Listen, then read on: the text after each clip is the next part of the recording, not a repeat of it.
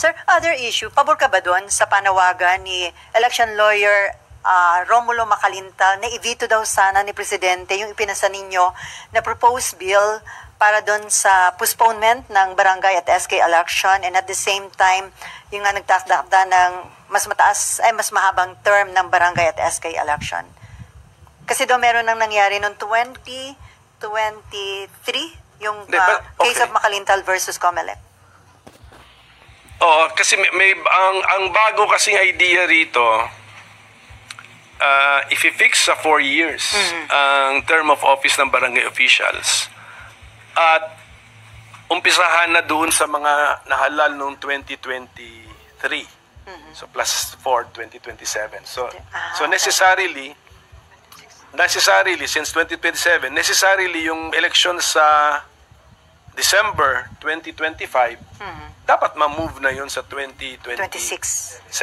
Para maging 4 years nga.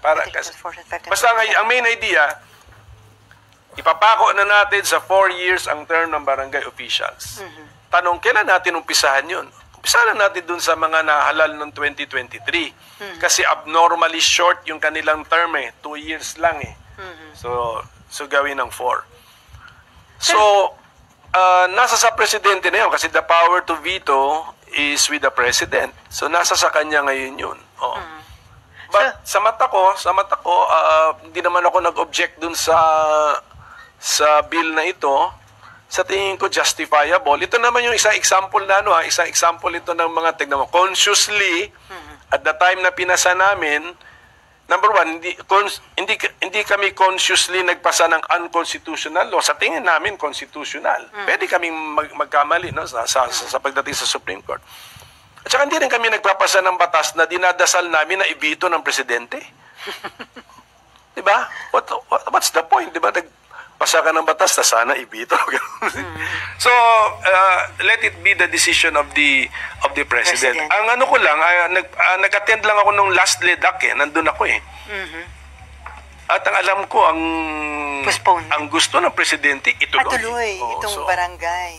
So, whose will prevail? Sino ba ang may last touch in lawmaking? You need a law, you need a new law to postpone or reset the December 2025 barangay elections. And who was the last touch in the making of a law? So, sorry nang stand ni Presidente during the LEDAC? Yun ang narinig ko. Ituloy. Ituloy. So, nandun yung possibility na i-veto? Nandun ang possibility na i-veto.